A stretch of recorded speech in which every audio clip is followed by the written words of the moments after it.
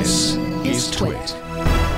This is from a telecom company in Japan who has a robot called Pepper, and the company is called Softbank, and I guess they've been into the robotics industry now for a while, but now they have a robot that's actually pretty affordable. It costs about $2,000, will be available next year, and not only will this robot understand what you're saying for the most part in terms of understanding about 4,500 Japanese words, but the robot will also understand if there's a certain tone to its master's voice, and it will react to that as well. So it's a robot that also works with a bunch of different apps, kind of like a home, I don't want to say servant, maybe more of an assistant or a friend for people.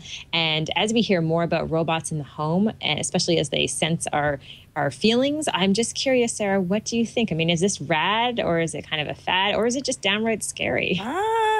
You know, I don't think the whole robot thing is a fad. I think that slowly but surely we are getting more comfortable with ways that robots actually help our lives, you know, become easier. We've talked about, was it here on the Social Hour where we talked about robots that deliver food to you? I don't think so, but it must have been another show. I get my shows confused. I do too many shows now. Yeah, there's a restaurant, I think it's in Japan, probably, or maybe it was China, and there are like robot servers. You order food, and then a robot comes and makes your food and brings you your food, and it's sort of, you know, it's a novelty. But that's the sort of thing that I really do think in 20 years, there will be situations, particularly in fast food environments, where that just makes more sense, and nobody would think that's weird, and we'll all laugh about how we used to be afraid of robots. But I think that the whole kind of companionship type thing is, you know, it's not insignificant. I think that there is a need that people have for that sort of thing. Did you see the movie Her? That was that was more of a software program, but it's kind of the same idea, where it's you have companionship from something that is not a human, but you can sort of have the same feelings towards that companion that you would.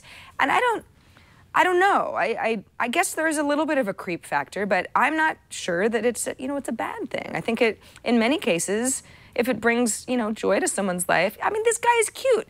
That's another thing that's very manipulative. It's like Wall-E, the movie, right? It's cute till he tries to kill you, Sarah, while you're sleeping. But he's not gonna do that. He's probably just gonna sing me a lullaby or something. I'm a sucker for things that are cute. So it's like if it's a kitten or a, cute cartoon character or a cute little robot, it's like, yes, I want one, and I want it to be my little friend. He is cute. I do think it's kind of rad. I mean, I'm a little bit concerned about robots taking over the world, but I think we're probably safe. And I think more than it being a fad, I agree with you. It's something that we're going to see more and more of. And as a companion to people, I mean, I think about my grandmother, who I just visited with. She's 92 years old. She's in a nursing home. She gets very lonely. And I think something like this would definitely cheer her up. So I think it fits into the rad category for sure.